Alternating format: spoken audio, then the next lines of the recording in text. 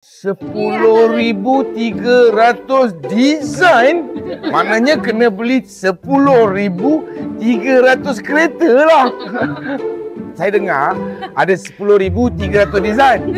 Ini salah satunya. So tadi saya dah deal. Saya cakap kat Syira, dia kata saya nak biasa-biasa. Tapi selepas tengok dia punya detail ni, saya rasa saya macam sukalah design ni.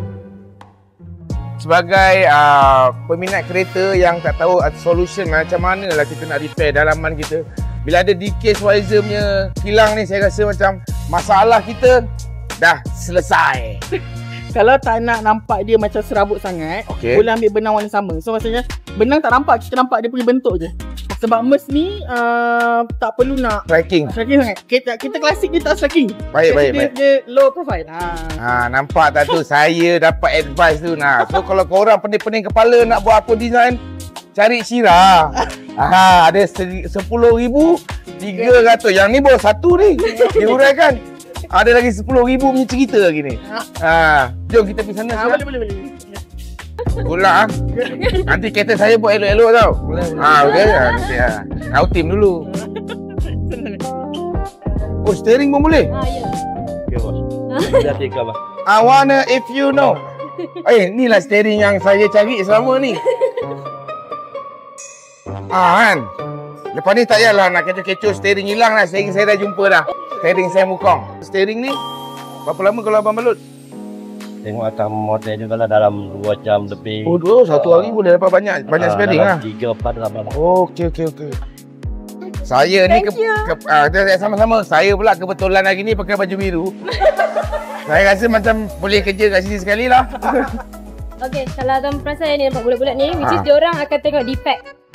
Oh, ni maksud ni yang ni kalau yang reject punya diorang dah scan dulu lah. Dah inspect baru diorang balut dekat kita punya seat. Oh, detail lah, bagus lah macam ni. Oh, mesin yang buat, bukan orang buat lah. Asyik lah Kan manusia yang potong punya ada mesin. Saya rasa dekat dalam Malaysia ni kilang lah cushion terbaik yang pernah ada dekat Malaysia, saya rasa lah. Sebab yang ni dahsyat lah ni teknologi dia. Teknologi.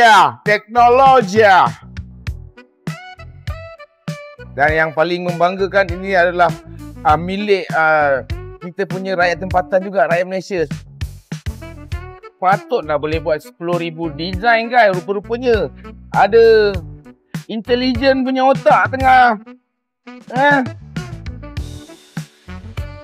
Boleh printing kan? Ya. Yang ni paling terbaru lah ni. Ya. Yang ni macam yang ni kita boleh letak dekat lambar pillow. Kalau nak letak dekat headrest pun boleh. Okey kan.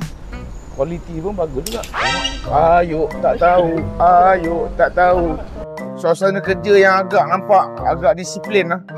Cuma buat kerja masing-masing. Dahsyat.